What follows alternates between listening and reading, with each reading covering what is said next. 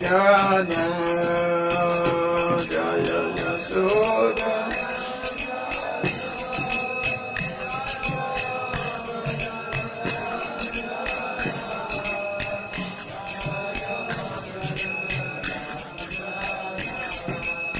Jaya Yamuna Chirabanachari Jaya Kunda Diyari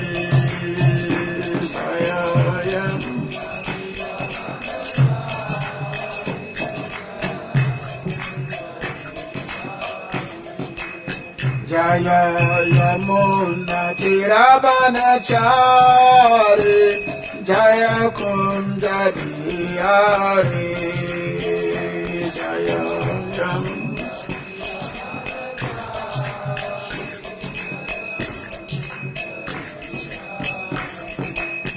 Jaya rathāv Jaya Kunda Diyari Jaya rathāv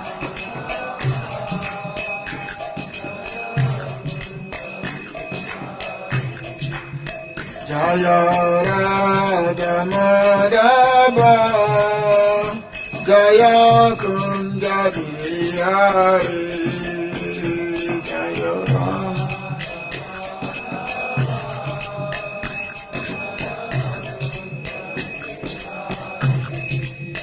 Jaya Gopijana Balarāma Jaya Giribaradari Jaya Giribaradari Jaya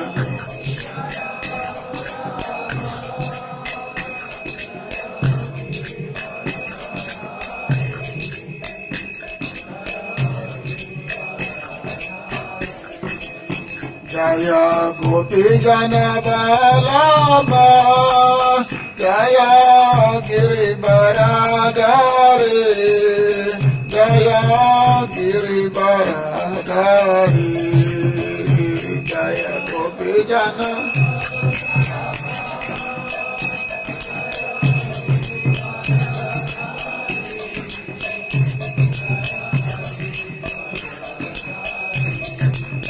Jaya Yasodanandana Jaya Bhajajana Ranjana Jaya Bhajajana Ranjana Jaya Yasodanandana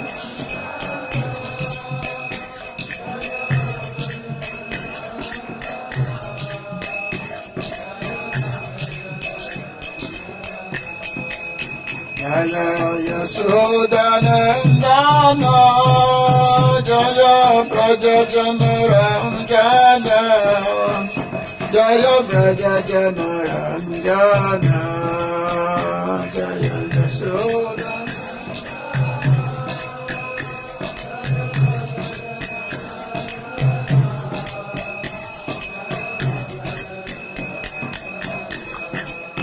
Jaya Yamuna Chirabanachari Jaya Kunda Diyari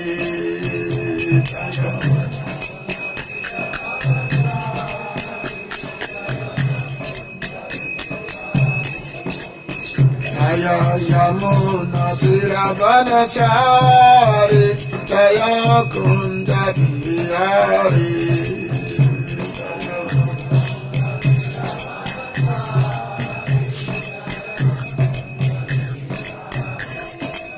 Jaya rathāv Jaya Kunda Diyari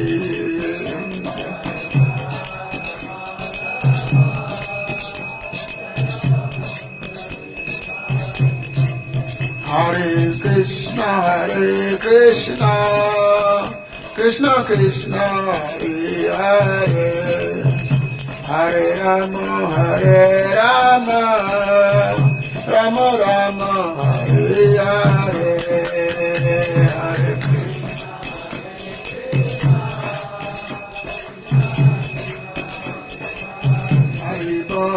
Hare Rāma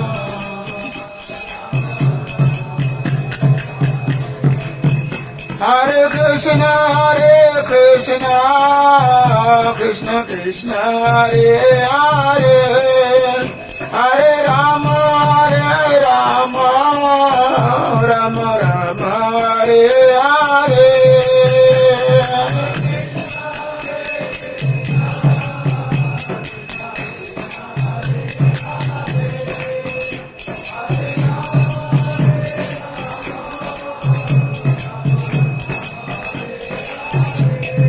Hare Krishna, Krishna Krishna, Hare Hare, Hare Rama,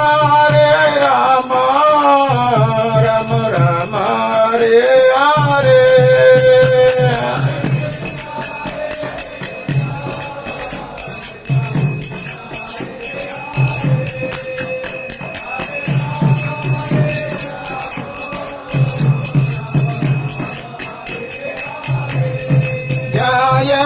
Prabhupada, Jaya Prabhupada, Jaya Prabhupada, Jaya Prabhupada.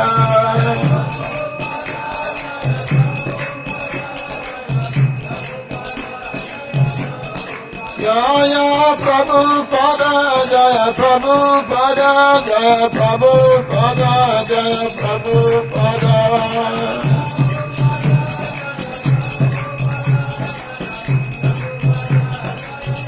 Nitai Goribo, Haribo, Haribo, Nitai Goribo.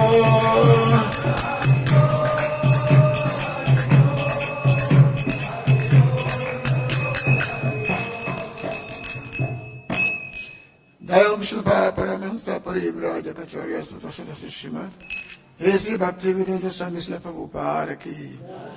Dayam Viṣṇu Paramahansa Parivraja-Kacharya Sutra Srimad Bhaktisiddhanta Saraswati Prabhupada ki. Ananta Koti Vaishnava Vrinda ki. ISKCON founder Srila Prabhupada ki. Namacharya Srila Haridas Thakur ki. Grantaraj Srimad ki. Samaveta Bhakta Vrinda ki. Nitai Gopimanande. All glory to the Assembled devotees. All glory to the Assembled devotees. All glory to the Assembled devotees. All glory to the lotus feet of Sri Gauranga. Hare Krishna. Narayana Namaskritya Narayana Narottama Devam Saraswatim Vyasam Tato Jaya Mudiraye Nasapaye Swabhadreshu Nitam Bhagavata Sevaya Bhagavati Uttamasloke Bhakti Bhavati Naistiki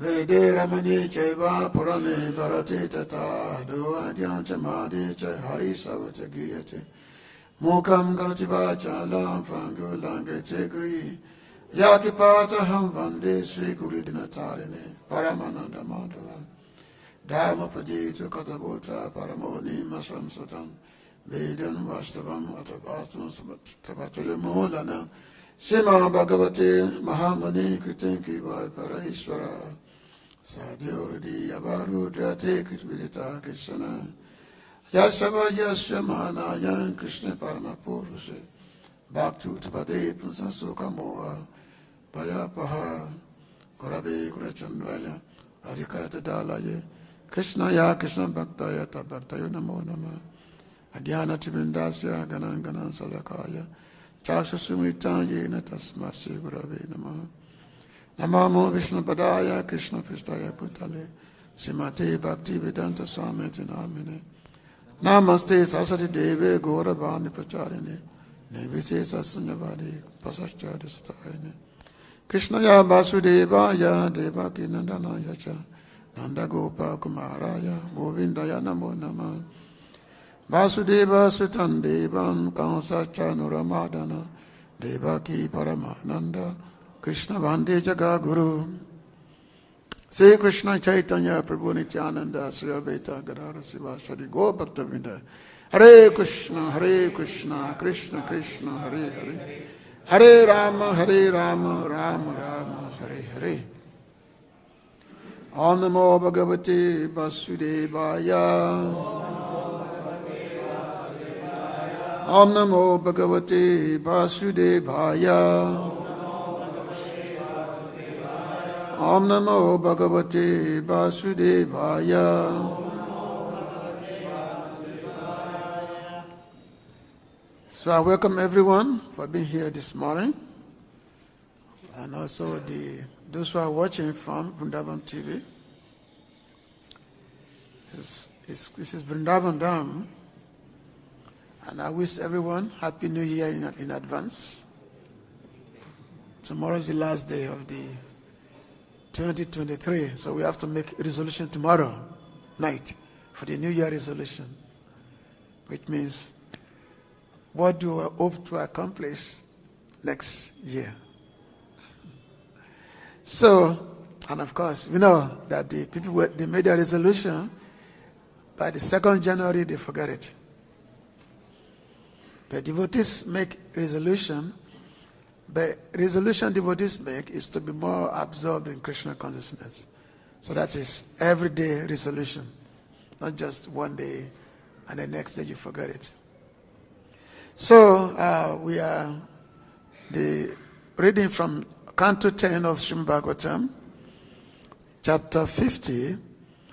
What's text on the board? Oh, 28 is on the board. So we just read together text 28, but we are giving class from text 21 to 28. It's about the battle between Kṛṣṇa and Jarasandha. So first text 28, let me see what's the text number here.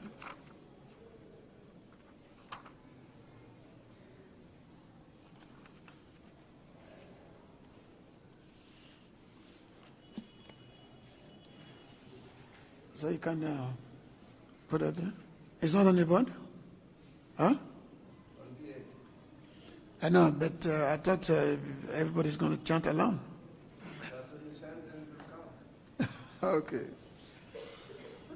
Balam tan agamano duga Bhairavan. Again, nobody have it. Oh, he comes. Duranta param magadinendriya palam palitam shayam panam vasudeva putrayo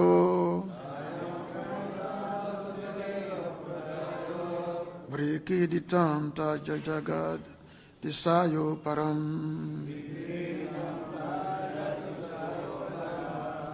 balam tadagamana duga bhairavam Duratam palam magdan didya palitam Kṣayam panitan vasudeva putrayo Brikiditam ta jagadishvara param Sayo param. Somebody can chant.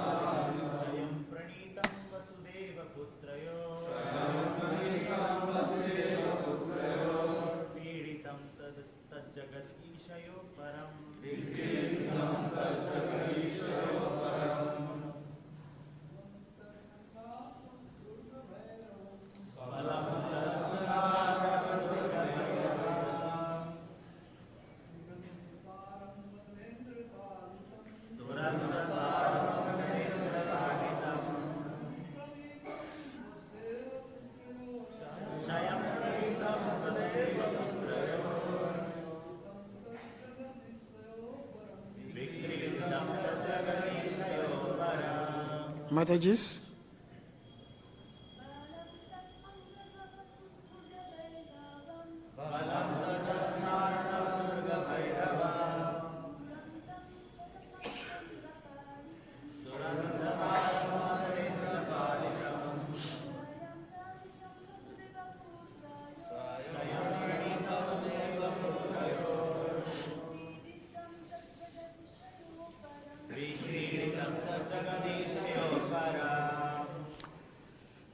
So there's no purport. The translation by the disciples of Prabhupada. And I was asked to cover text 21 to 28. Many of these baptism verses, these later chapters of the 10th canto, they have no purport. Because like Prabhupada stopped commenting after chapter 13. But at the same time, we have the Acharyas' commentaries. So you can speak from that. So you can put text 21 there. Text 21. Then when I was given 21 to 28.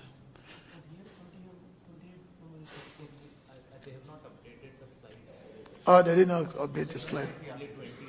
Achha. Because 28 is actually together with, there are 4 verses together. 25, 26, 27, 28, which contain one translation. Anyway, it's okay. So I'm reading from text 21. Jarasandha, who had decided to attack Kṛṣṇa in Mathura, because Jarasandha was the father of 2 wives of Kamsa, as the Prapti. His 2 wives. So after Kṛṣṇa killed Kamsa, so his two wives, Kamsa's 2 wives, who are daughters of Jarasandha, so they went to their father in Magadha, and there they went crying to their father how Kṛṣṇa and Balarāma, how they had unfairly killed Kamsa. And of course, they went that this Kṛṣṇa and Balarāma, they came to Mathura, and without being provoked, they simply killed the elephant Kuvalayapida. The elephant was just tied up, and then they killed the elephant without any provocation. This is their reason. And then they went to the wrestling match. They were supposed to do wrestling. They were supposed to just fight with the wrestler. But they killed all the wrestlers. Chanora, Mustika, and so many of them. So, in a sportive manner, Kṛṣṇa and Balarāma, they just killed all these wrestlers. And then, when Kamsa was sitting quietly on his throne, Kṛṣṇa just jumped up on the throne and dragged Kamsa by his hair and killed him. So in this way, they are accusing Kṛṣṇa of being, what is this? What has he, why is he, especially Kamsa happened to be Kṛṣṇa's uncle. What kind of a person will kill his own uncle? So they went to, these 2 wives of Kamsa, they went to their father, and then making this complaint against Kṛṣṇa, that their husband has been unfairly killed. So Jarasandha, obviously, he became very, very angry. So Jarasandha is a demon. He was one of the big demons. So Jarasandha, his name Jara was given to him. No, Jarasandha was given to him by the king. Actually, when Jarasandha was born, he was born in 2 parts. One half this way, one half of his body contained 1 eye, 1 arm, 1 leg.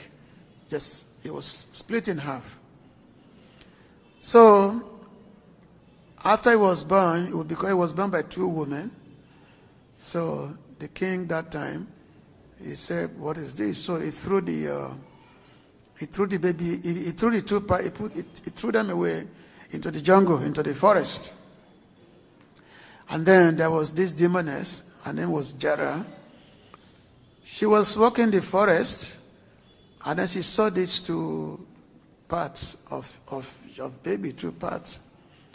So normally she eats human being normally, as her food is human being, especially children. But when she saw these two parts of baby, so out of curiosity, she joined them together, and immediately a baby was born. That's how so the baby was born, become a baby, and then she took it to the king. That, "Oh, here's my present for you." So the king named the child, Jarasandha. Sandha means to join together. Just like when you study Sanskrit, that's what we call Sandhi, means to join together. So Jarasandha was joined together, and he was given that name, Jarasandha. And because being put together by a demoness, so he became very, very powerful. He became very, very powerful. His strength was said to be more than 10,000 elephants. The strength of a 10,000 elephant. So just imagine 10,000 elephants. That's a lot of strength. You cannot even imagine the strength of one elephant. I mean, how many of us can say that we have the strength of one elephant? I don't even think we have the strength of one cow or one bull. Not to talk of one elephant. But Jarasandha, he had the strength of 10,000 elephants. And then, so which means not just he have the strength of 10,000 elephants, he also had very mighty powers, because of his connection with Jara, the demon Jara. So he has all these supernatural powers. So we bring us to the point that when Kṛṣṇa decided to perform his pastimes, and especially his pastime of killing the demons, the demon that Kṛṣṇa had to fight with, these are not ordinary demons. They have to be like extraordinary strength in order to fight with Kṛṣṇa. Because Kṛṣṇa wants to fight. That's part of his kind. He wants to fight. And this fighting is meant to actually give pleasure to his devotees. But his opponent has to be a very formidable opponent. Not just any ordinary demon. There has to be a very, very formidable opponent. Just like when we have read so many of the demons that Kṛṣṇa killed in Vrindavan. Aghasura, Putana, Sakatasura, Dhenukasura, all these big demons, Trinavata, they are big demons with superhuman strength. But Kṛṣṇa, effortlessly, will kill them, will fight with them and kill them. Aristasura, all these big demons. Kṛṣṇa himself, he was so powerful that he actually defeated all these demons combined himself. The Kṛṣṇa was a very powerful person. As a matter of fact, he subdued all the demons that he sent to Vrindavan. He subdued all of them. And then they all became his servant. All these demons, Kesi, Rakasura, Putana, he subdued all of them. And then they all became submissive to Kṛṣṇa. So Kṛṣṇa will just say, okay, now you go to Vrindavan and go and kill this boy. So Kṛṣṇa himself was such a superhuman human being that Kṛṣṇa effortlessly killed him. Very easy. So I'm going to start from text number 21. This is I think obviously they stopped at text 20 yesterday. So text 21, this is after Jarasandha, after he had come to Mathura, after he has surrounded the whole Mathura city with his vast armies. Jarasandha was said to possess 23 actual unit divisions of soldiers, which means his soldiers, there are millions and millions in strength of soldiers. So he came all this army, and he surrounded Mathura. He wanted to attack Mathura, specifically to kill Kṛṣṇa, specifically, because he needed to avenge the killing of Kamsa. So therefore he came to Mathura to attack. So it's mentioned here, suparṇa-tāla-dhvaja-cihitnau, alakṣayantyo, hari-rāmayor, mṛdhe. So so if you have a database on your telephone, I'm text 21, chapter 50, so you can follow.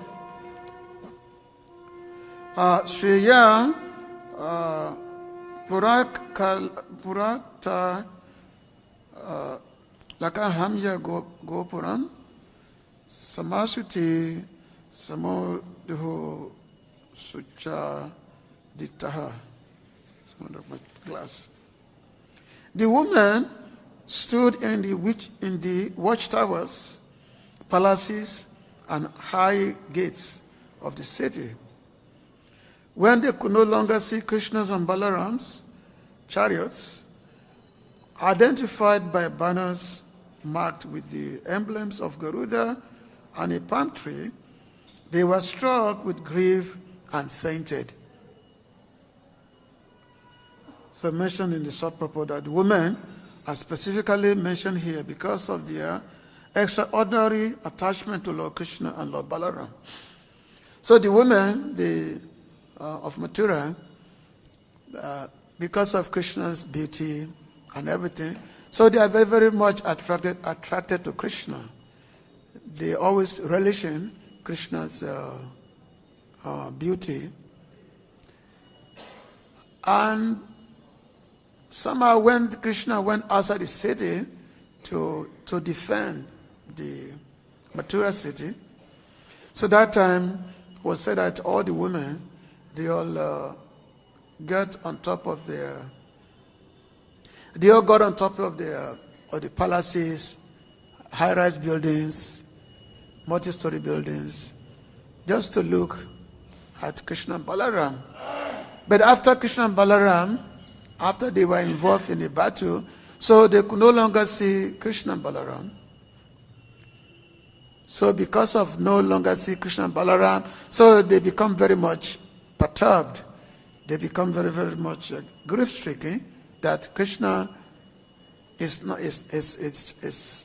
has become engulfed by the soldiers of Jarasandha. So this is due because of their natural attachment to Kṛṣṇa. So because of their natural attachment to Kṛṣṇa, so they were feeling that maybe Kṛṣṇa is in some kind of a difficulty. So Srila Jiva Goswami had said in the Viṣṇu Toshani, on this text, he said that the women could still see the flags on the chariots. Kṛṣṇa attracted their minds, Hari, and Balarāma gave pleasure to their minds, hari-rāmayor. This shows that the women were very attached to them. They climbed to roofs, to rooms on top of the forts, to rooms high in the palace, and onto the gates. But Kṛṣṇa and Balarāma could not be seen by them in the battlefield. They thought they saw something of them, however. They became overwhelmed with lamentation. Instead of there's some Sanskrit that is mentioned here. Being in great pain, they fainted. Since they were women, it was their nature to have hearts soft with affection. So the women are naturally very, very much soft-hearted. Whenever they perceive a situation that seems to be dangerous. So the feeling is there. They become morose. But the woman, there's some purport that Srila Prabhupada was mentioning that because the women, they are naturally very soft-hearted. Their heart is very, very soft. Unlike the men, the men, usually we possessed of hard-hearted. And that's why, as Prabhupada mentioned, that in any religious ceremonies, in any religious gatherings, there's always more women than the men. Because the women are very, very sentimental, and they have natural feelings towards God. So therefore, there's always more women in the religious gathering, especially in our temples, anywhere. Wherever you go, you will find that, yes, there's always more women. Just like I was just in Mauritius, sometime when we were having a program, we found that the women, they were always outnumbered the men. Always outnumbered the men. So, and that's why that in order to develop Krishna Bhakti, one has to be feminine-like, in order to develop Krishna Bhakti. As they said that Krishna is the only Purusha, and everybody else is Prakriti. So ultimately, that soft-heartedness, that's what we have to develop. So text 22, it says, hari-rāmayoḥ sammumuhuḥ silimo kaditi ubanam vasa piditan so samyan alokya saura rachitam vyas pujayo sanga sarasatanam. So it says, sin is harming, tormented by the relentless and savage rain of arrows from the massive opposing forces gathered like clouds about him.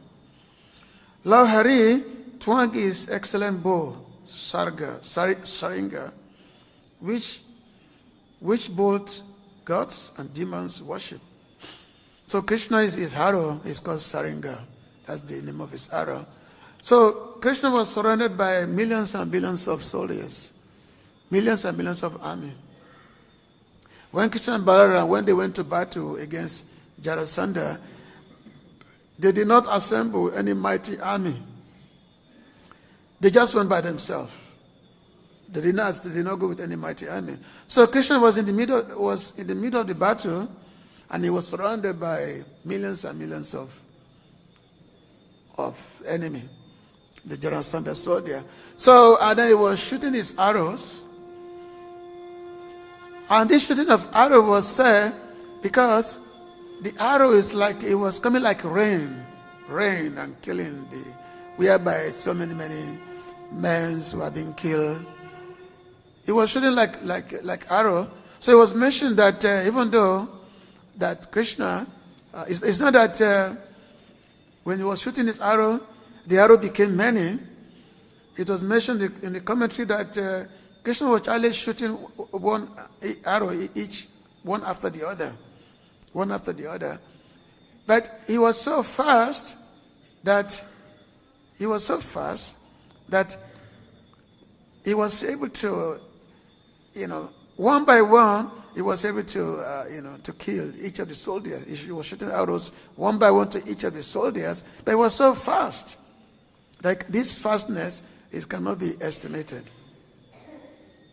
Just like it was also mentioned that, just like during the Ras Leela, that when Krishna was there with so many gopis, millions of them, that it was said that when Krishna was, even though it was mentioned that Krishna duplicated himself among the gopis, but another commentator said that actually Krishna was alone, but he was like so swift, very swift in his movement, so swift that each person, each gopi, they will feel that Krishna is with them only. So it mentioned here that Krishna, Hari, would destroy the enemy Krishna's troops were terrified by the arrows of the enemy, but not wounded by them, for it is said that his troops remained intact. This happened by his great skill. According to Sridhar Swami, Vyapuja means he pulled the bowstrings and took aim. So he mentioned that when Krishna was shooting his arrow, everyone was paying their obeisances. Everyone was paying their respect to this arrow to this saranga, these arrows of Krishna, including the enemy themselves, the demons, whom Krishna was aiming the arrows at. They were making their obeisance to Krishna, to this arrow, because they know that, yes, this arrow is meant to kill them. So they offer their respect, because this arrow is a formidable weapon. That once the arrow is aimed at you, you have no chance of escape.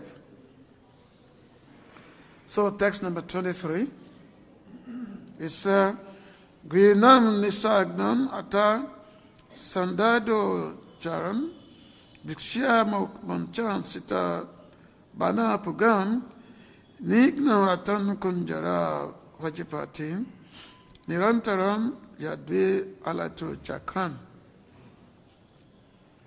Lord Krishna took arrows from his quiver, fixed them on the bowstring, pulled them back, and released endless torrents of sharp shafts, which struck the enemy's chariots, elephants, horses, and infantrymen.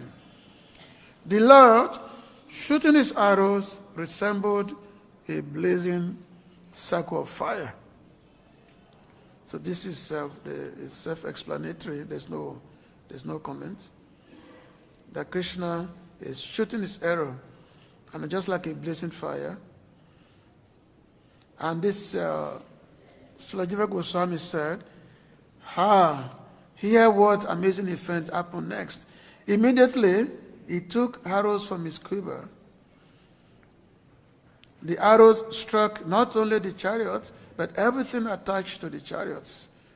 This is understood from the next verse. His arrows created a circle all around, like a circle of a firebrand, or Krishna appeared everywhere like a firebrand. He did this by releasing a host of sharp arrows. So by releasing a host of sharp arrows, he did this, and he was just shooting one after the other. But it was so fast, so it was considered to be like a firebrand when Krishna was shooting the arrows. And in text 24 says, Nisabanan Kumbha Karino Nipetu Aneka Soswa Saraviksha Kandaraha Brikna Kandarai Rathā-dhvaja-cihitnau Nayakaha Padayata Chinna Bagra Kandara. Elephants fell to the ground, their foreheads split open. Cavalry horses fell with severed necks. Chariots fell with their horses. Flags, drivers, and masters all shattered. And for soldiers, collapsed with severed arms, thighs, and shoulders. So this is just how each enemy, how each soldiers on the side, how they have been annihilated, how they have been killed.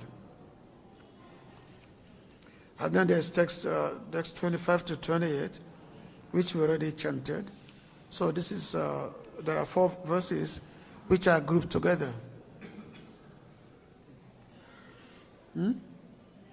Yeah, 4 verses are grouped together, which describe the scene on the battle, which describe this fighting. On the battlefield, hundreds of rivers of blood flowed from the limbs of the humans, elephants, and horses who had been cut to pieces. In these rivers, arms resembled snakes, human heads, turtles, dead elephants like islands, and dead horses, crocodiles. Hands and thighs appear like fish, human hair like water weeds, bows like waves, and various weapons like clumps of bushes. The rivers of blood teemed with all of this. Chariot wheels looked like terrifying whirlpools and precious gems, and ornament resembled stones and gravel in the rushing red rivers, which aroused fear in the timid, joy in the wise. With the blows of his plow weapon, the immeasurably powerful Lord Balarāma destroyed Magadhendra's military force. And though this force was as unfathomable and fearsome as an impassable ocean, for the two sons of Vasudeva, the lords of the universe, the battle was hardly more than play. He said the battle was hardly more than play. So just a plaything for both Lord, for both Balarāma and Kṛṣṇa. It's just a plaything for them. Even though this army, these are very, very powerful army of Jarasandha. So basically, let me just read something from Jiva Goswami here. So he said that chariot wheels look like terrifying whirlpools, and precious gems and ornaments resembled stones and gravel in the rushing red rivers, which aroused fear in the timid and joy in the warrior. With the blows of his plow weapon, the immeasurably powerful Balarāma destroyed Magadhendra's military force. And though this force was as unfathomable and fearsome as an impassable ocean, for the two sons of Vasudeva, the lords of the universe, the battle was supreme play. The weapons were like chumps of bushes. The scene created joy for those who had the warrior's nature. Killing and being killed gives the warrior joy. The Lord produced this bliss of killing and being killed, or the rivers of blood joined together into a large river. The purpose was to take away the enthusiasm of Jarasandha, but to suggest that the Lord produced pleasure in dying and being killed will not be appropriate, since the Lord and his army was not armed at all. Thus, the second meaning of Prabhupada is better. Pramada means proud because of fighting directly with the Lord, or greatly intoxicated with their own strength. Balarāma had unlimited prowess, Tejasa. This was special play for Kṛṣṇa and Balarāma, since they were endowed with inexhaustible powers, though they were the sons of Vasudeva in past times. The play was their highest interest. Relieving the burden of the earth was an accompanying result.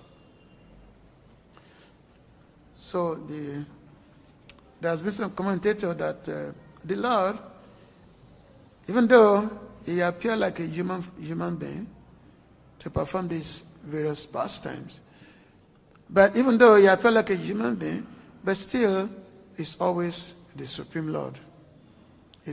But for the pleasure of his devotee, Kṛṣṇa took a human form, Naravat, just like a human. Naravat means just like human. So he took a human form and perform so many wonderful pastimes for the pleasure of his devotees.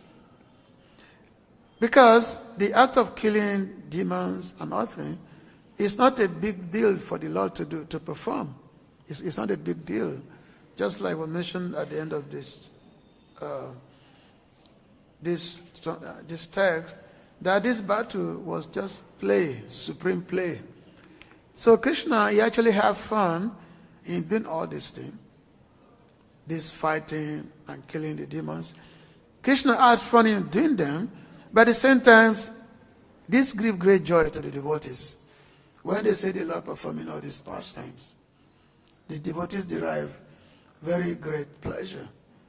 Just like Lord Kapiladev, he said, Sata Pasangam Amavya Sambido, Bhavantari Kana Rasana Kata. But the Lord, he performs so many extraordinary activities. Mama Via means my superhuman activities. They are not human activities, superhuman activities. And the description of all these pastimes, it gives great joy, relishment to the devotees' ears. Bhavanti Rekana Rasayana Kata is like a rasa, become something very soothing for the devotees to hear. Because the Lord, he appears in human form, he stays in, when he performs all this pastime of killing, he maintains his form. It's not that when Kṛṣṇa is killing a particular demon, he had to assume a gigantic form, just like the demons. No, he maintained the same form. Like when Kṛṣṇa, when he was holding the Govardhan hill, on the tip of his finger, he remained as 7-year-old. It's not that he became very big and then in order to lift the mountain. Normally, just like when somebody like Anuma, when they want to fight with the big demons, they will assume very big form themselves. Just like during the battle in Lanka, Anuma will assume huge forms in order to fight the demons. But Kṛṣṇa does not do that. He just remains the same form. He does not do that. Whereas, so when devotees see this lila, this various pastime, they become very joyful. They become very happy. Whereas, if the Lord had to come in his usual form, which is like very big, this will not create excitement in the heart of his devotee. Like when Kṛṣṇa first appeared in the prison house of Kamsa, where Vasudeva and Devaki, where they were kept. So the Lord appeared as 4-armed form, Viṣṇu form. He appeared as 4-armed Viṣṇu form. So when he appeared as 4-armed Viṣṇu form, so both Devaki and Vasudeva, they were praying to him. They were offering so many prayers. But at the same time, then Devaki said that, my dear Lord, people will make a mockery of me if I simply tell them that the Supreme Personality of Godhead, he has appeared as my child. Which means you cannot be going around like this in a 4-armed form, very big and all that. So therefore she prayed that, my Lord, please, assume a child form. Assume a child form. So she prayed, and then Kṛṣṇa changed from being a 4-armed Viṣṇu form into a baby, into a small baby Kṛṣṇa. And then this baby Kṛṣṇa was taken to Mathura, to Vrindavan from Mathura. So the Lord, he had performed all this pastime for the pleasure of his devotees, because devotees want to. Of course, by performing the various pastime in his human form, in his human-like form, he gets pleasure himself, and at the same time, devotees also get pleasure. They also get the relishment of seeing the Lord performing so many wonderful activities. We know that the pastime of Vrindavan, whereby Kṛṣṇa would perform lila, like fighting Kaleya, Kaleya serpent, or the killing of, Trinavarta, Sakatasura, all of them. So Krishna remained the same, but similarly, devotees get so much joy, so much pleasure when they say this. So as mentioned in this description here, that when Krishna was fighting, when he was shooting the arrows, he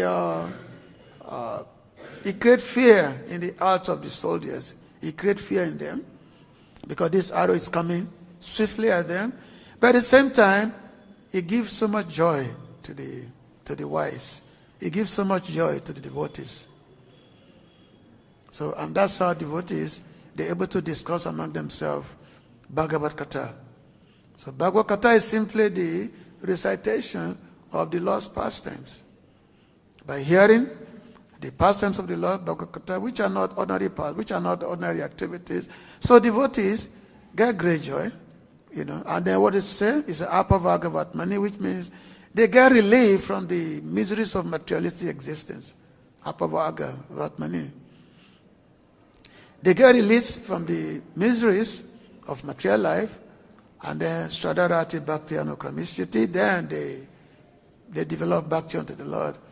And at the same time also, the Gopi also said the same thing, that Tabakata Mitatapta Jivana, Kavibi Uditan Kamasapaha, that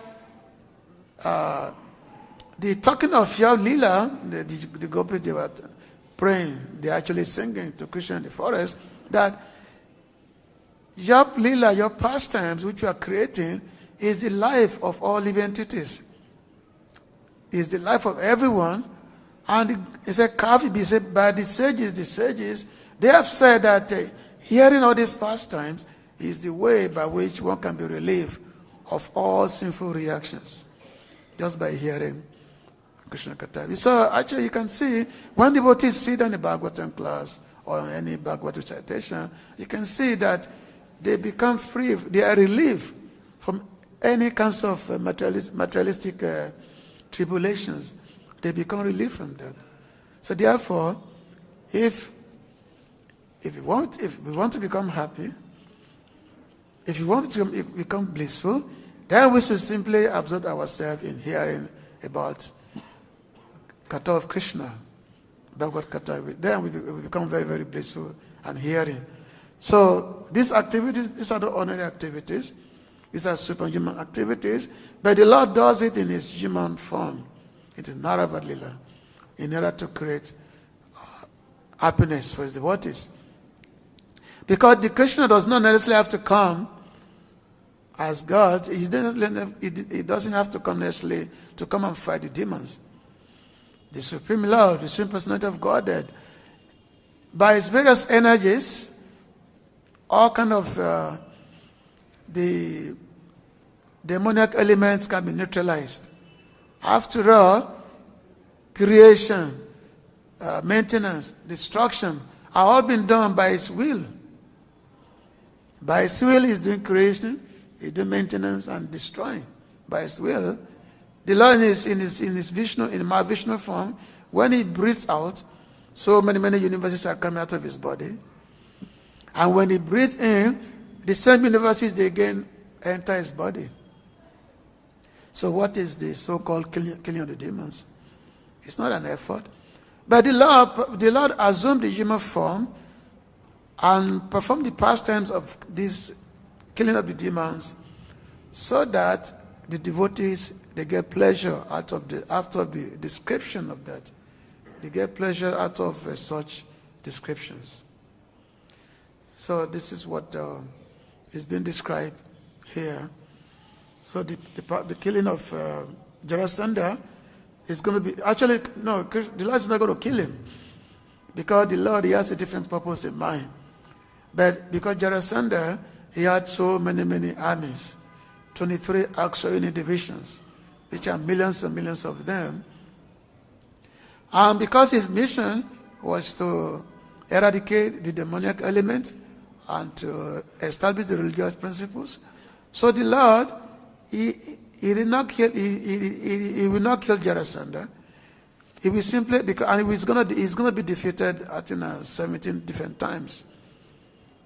Jarasandha will be defeated each time when he bring all this, so that all these armies can eventually be killed, and eventually, as we're going to hear later on part of this 10th canto, how Bhima will come and fight with Jarasandha.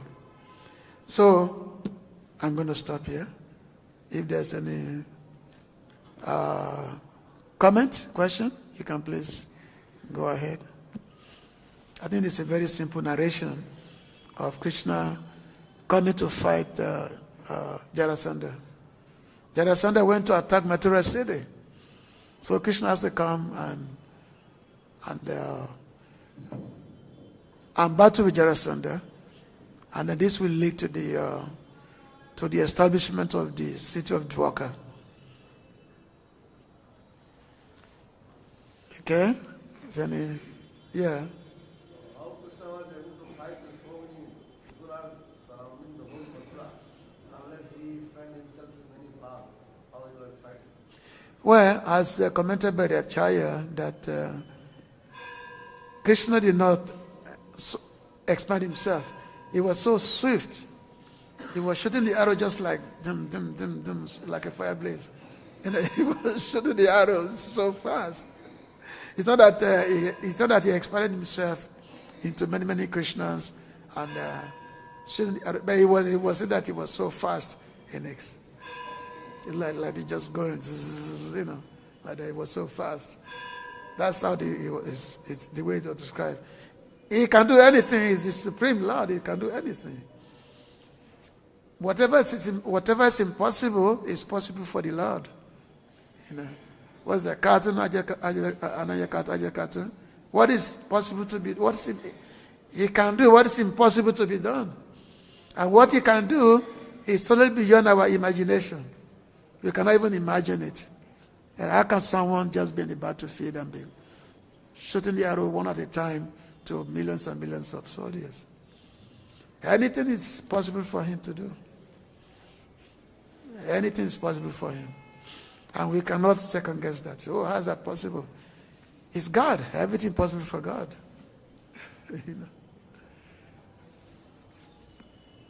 Yeah. What was Lord Balarāma doing during this fight? He was also fighting. We just read. He has his plow. And with his plow, he's killing countless numbers of. So he and Krishna they were fighting together. So Balarāma has got his plow. And then Krishna has got his saranga bow. So Balarāma's plow, it does two things. One thing is to kill the demons. Another thing is to fish out the live entities from this material world by plowing the field, cultivating the live entities from the material world. So he does two things with his plow. And that's why we say that Balarāma is the Adi Guru, original Guru. He fish out the live entities from the ocean of Maya. Doesn't use it for farming. Huh? Doesn't use for farming. It's farming the live entities, it's farming us from here by digging the ocean, the material existence. So it's by digging, it's fishing out of materialistic existence. That's what he does, to fish out the live entities. So that's why it's called Adi Samasti Guru. He's the original Guru, Balarāma. And of course, we know the farmers, they use the plow to farm, to cultivate the seeds. But Balarāma is cultivating the seed of Bhakti by digging us out of material existence. He's the original Guru. All right, any other point? So thank you very much for listening. Grant Rashmi Bhagavatam ki, Srila Prabhupada ki.